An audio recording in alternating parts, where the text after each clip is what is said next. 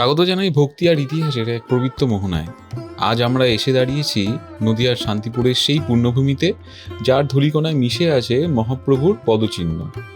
আমার পেছনে আপনারা দেখতে পাচ্ছেন ঐতিহাসিক শ্রী শ্রী অদ্বৈত পাঠ। এটি কেবল একটি মন্দির নয়, এটি হলো বৈষ্ণব দর্শনের প্রাণ পুরুষ শ্রী অদ্বৈত আচার্য প্রভুর সাধনার পীঠস্থান, তার পবিত্র ভজনস্থল। কথিত আছে এখানেই শ্রী চৈতন্য মহাপ্রভু, শ্রী নিত্যানন্দ এবং অদ্বৈত আচার্য একত্রিত হয়ে নাম কীর্তনের জোয়ারে ভাসিয়েছিলেন আপামর জনতাকে। শান্তিপুরের বাবলা গ্রামের এই শান্ত নির্জন পরিবেশে আজও যেন প্রতিধ্বনিত হয় হরিনামের সেই সুধা। চলুন আজ আপনাদের ঘুরিয়ে দেখাবো এই আধ্যাত্মিক চেতনার কেন্দ্রবিন্দু এবং জানাবো অসামান্য ইতিহাসের গল্প।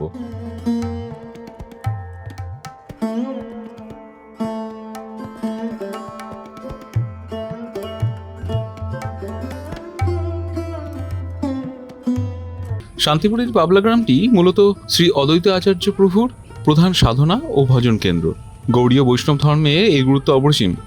শ্রী অদ্বৈত আচার্য ছিলেন মহাপ্রভুর অন্যতম প্রধান পার্ষদ এবং পঞ্চতত্ত্বের অন্যতম। পৌরাণিক ও ঐতিহাসিক বর্ণনা অনুযায়ী কলিযুগের মানুষের দুর্গতি দেখে ব্যথিত হয়ে অদ্বৈত আচার্য এই শান্তিপুরে বসেই গঙ্গাজল এবং তুলসী পাতা দিয়ে শালগ্রাম শিলার পুজো করেছিলেন।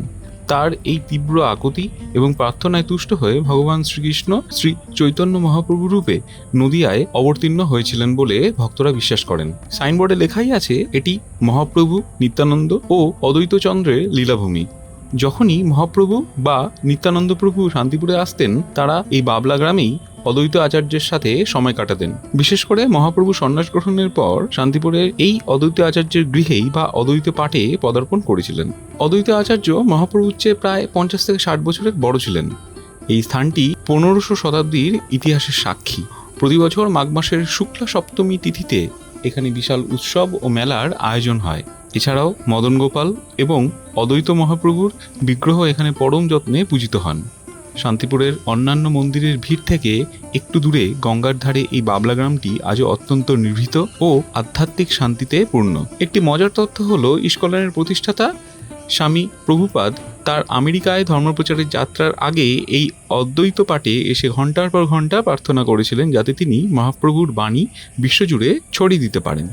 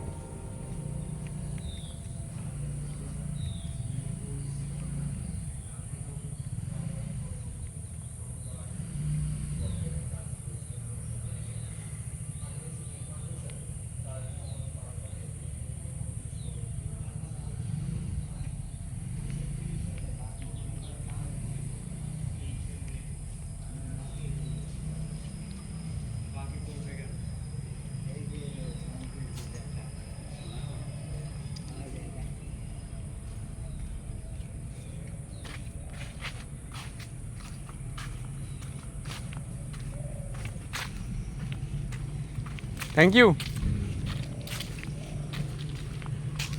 দাদা কটার থেকে কটা অবধি খোলা থাকে একটু বলবেন? 4টে সকাল থেকে কটা থেকে খোলা? সকালে ভোর 5টায় গেট খোলে। 5টা থেকে? এমনিতে পরে যদি একসময় এসে মহারাজাদের সাথে কথা বলতে চাই তাহলে অসুবিধা আছে? এখানে থাকা খাওয়ার কিছু ব্যবস্থা আছে? কত করে তাও পড়ে কেমন? আপনার ওই 70 টাকা মাথা পিছু নেয়। 70 পার নাইট? না, থাকার জন্য নয়। তাহলে খাওয়া? দুপুরে খাওয়া দাওয়া। ভোগ কখন দেওয়া হয়? ভোগ ওই একটাই। একটার পুজো সময়? হয়, একবার ওই 9টার দিকে পূজা হয় আর ভোগ দেয় আপনার 1টা দিকে। আচ্ছা।